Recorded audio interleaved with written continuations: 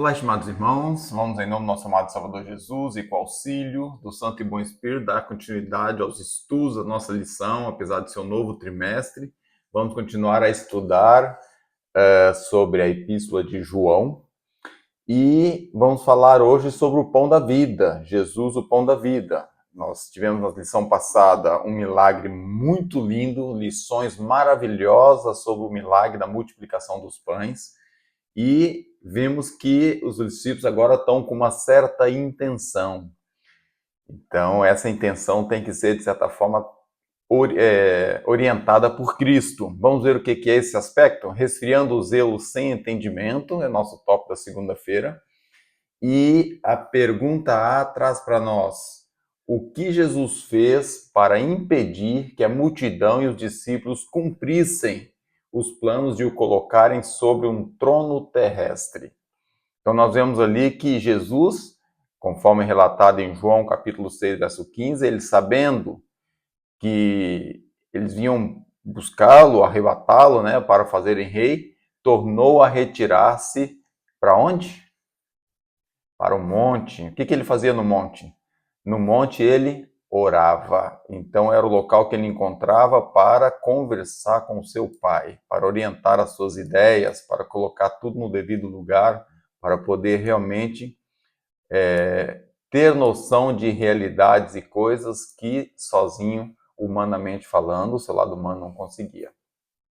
Então, devemos ter a noção de que Jesus ele percebe que a multidão de discípulos ali queria então estavam ansiosos para proclamar o rei e esperando que ele assumisse o trono, que tirasse aquele pessoal dessa situação no caso, opressão, e passasse para um lado que tivesse, então, uma melhor qualidade de vida, talvez, ou uma situação diferente daquela opressão romana que existia ali em cima deles. E mesmo outras questões em volta, e sabendo que tinha um rei, que era um rei tão querido, tão amável, tão afetuoso em tudo que fazia e que falava, seria um rei mais aprazível, então eles queriam colocá-lo como rei. Mas isso teria algumas consequências não muito boas, e Jesus, sabendo disso, ele evitando talvez uma insurreição, evitando uma violência, até prejudicando a missão que ele queria, que era a missão espiritual, ele então se retirou. Ele decide então ir sozinho para o monte e instrui os seus discípulos para não ir com ele. E apesar desse desejo fervoroso do discípulo em ver torná-lo rei, essa empolgação toda, Jesus ele age com uma certa autoridade e sabia que era a época da Páscoa, sabia que era a época que o povo estava muito fervoroso, tinha muita gente ali e que isso ia causar às vezes até um problema maior.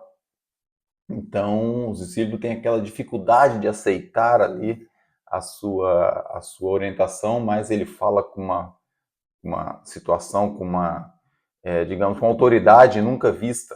E eles, então, de certa forma, acatam aquilo, pega a ordem de Jesus, ele vê que não tem como resistir àquela ordem dele e faz o que, então, com que eles se afastam ali, não, não muito satisfeitos, mas se afastam. Então, a passagem mostra, traz aqui essa pergunta, o zelo que existia entre as pessoas, o entendimento que Jesus tinha para os planos dele e o entendimento das pessoas para tais planos. Coisas divergentes. Jesus tinha um plano espiritual e eles tinham um plano terreno. Então, essa dupla questão, sendo uma coisa espiritual e outra terrena, entrou ali em choque com os planos que Jesus tinha, mas eles acataram a ordem de Cristo, os discípulos, o povo também foi dispersado, Jesus saiu dali e conseguiu então evitar que houvesse essa aclamação a rei, que era a ideia do povo.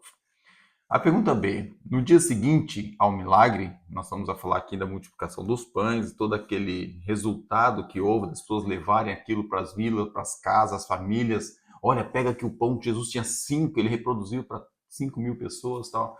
Toda aquela história contando em todas as famílias das vilas, das cidades ali em volta, daquelas pessoas que estavam ali. Nesse dia seguinte a esse milagre, o que fez a multidão? Então, agora, essas famílias que receberam essa informação, juntamente com aqueles que lá estavam, juntou-se uma multidão ainda maior e foram procurar Jesus. E só que eles chegaram lá, não encontraram né? Então eles foram para Jesus tinha a multidão, foi então para Betsaida querendo encontrar ali Jesus. Chegaram lá, não o encontraram também e foram então procurando, se informando, até que foram dar por ele e encontraram ele e pediram para ele novamente falar aquelas palavras. Essa multidão percebeu que Jesus tinha um poder muito grande, mas não era só o poder de cura, não era só o poder das palavras, era um conjunto inteiro. Ele sentiu muito amor na palavra de Cristo, ele se sentiu muito aconchegado, eles viam as pessoas serem curadas, ouvia coisas que eles precisavam ouvir, sentia um guia, realmente alguém que estava orientando eles naquilo que o coração estava vazio. Então, todo esse carinho que eles sentiam, todo esse afeto generalizado que eles sentiam, levaram eles a ter ali com Jesus. Então, eles foram para Tiberíades, seguiram para Cafarnaum em busca de Jesus, e quando encontraram, perguntaram, né? Como é que você chegou aqui? Quando é que você chegou aqui? Porque Jesus, o seu traslado era um pouco diferente, né? Que era feito ali. Então, essa notícia do milagre espalhou por todos os lados. E essa multidão encontrou então com Jesus e alguns esperavam encontrá-lo no mesmo lugar que ele estava, como nós dizemos, não encontraram e seguiram então até Cafarnaum para ver se encontraram ele naquele lugar. E bem no fundo, quando chegaram a Genezaré, é que encontraram ali, saberem que as pessoas começaram a trazer os enfermos para ele, queriam também ali buscar tratar outras pessoas, que as famílias agora pensaram, nossa, então houve cura, ele fez isso, fez aquilo, multiplicou pães, deu comida a todos, falou do amor de Deus, nossa, então vamos lá. E aí foram ali até aquele local para também encontrar com Jesus e levar, ter um pouquinho dessa, desse carinho, desse amor, desse cuidado que Jesus estava tendo ali, né? Então, que as pessoas então foram sendo colocadas ali em seus leitos para serem tratadas. É interessante nós vermos essa história e o porquê, qual o objetivo dessas histórias para nós hoje em dia, né? Nós devemos lembrar do zelo e do carinho que Jesus tinha pelas coisas espiritual, pela atenção que ele dava às instruções do Pai. Ele estava aqui como homem, e como homem, ele nunca usou o lado divino dele em benefício próprio. E se ele conseguiu vencer, ele usou o lado humano, toda a orientação que ele recebia, ele usava humanamente falando. E nós temos a mesma capacidade que ele. Tudo que ele venceu, eu e você, ou qualquer pessoa, pode, através da comunhão com Deus, pela graça de Cristo, alcançar também. Mesmo fazer um trabalho, talvez não de cura, como Jesus fazia, por enquanto ainda penso que não está no momento, mas nós podemos ajudar com a obra médica missionária, podemos ajudar com os recursos que nós temos, auxiliar pessoas que estão passando dificuldades. E esse carinho, esse amor que nós dedicamos às pessoas, isso vai resultar também em almas salvas e vai resultar no passa-palavra ou boca em boca, como diz o Brasil, estava aqui a esquecer o termo, aqui chamamos passa-palavra, usando o termo boca em boca, levar ao conhecimento, opa, mas olha, tem uma pessoa, ou tem uma instituição, ou tem uma igreja, tem uma religião, seja o termo que a pessoa usar, eles são muito queridos, são muito amorosos, eles ajudam muitas pessoas. E é isso que nós precisamos levar as pessoas, ter aquele mesmo carinho que Jesus tinha, cuidar das pessoas, não só do lado espiritual, quanto do lado físico, ou não só o físico como o espiritual. Quando eu falo físico, envolve às vezes uma questão de saúde, envolve a questão de economia, né? A pessoa precisa de um recurso, precisa de uma ajuda financeira, ou então envolve um problema emocional, que você pode auxiliar a pessoa no seu problema emocional, pode ajudar um casal a se reconciliar. Então, são muitos trabalhos que nós devemos, como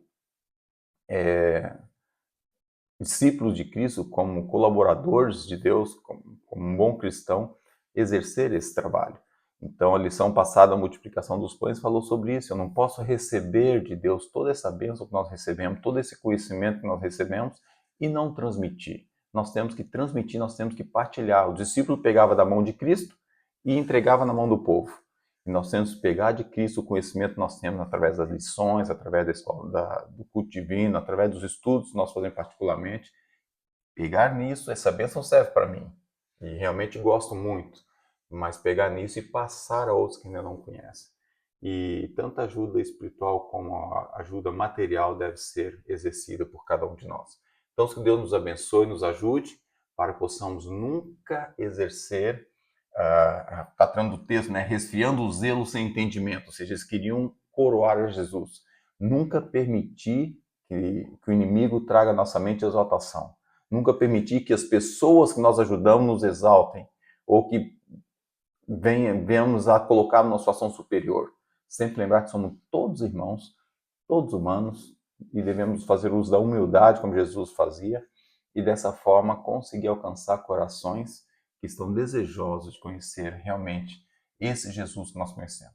Então, que Deus nos abençoe e nos ajude para que possamos ser bons discípulos, ser cobreiros e buscar essas almas aflitas lá fora para o aprisco de Cristo. Esse é o meu sincero desejo para mim e todos hoje. Amém.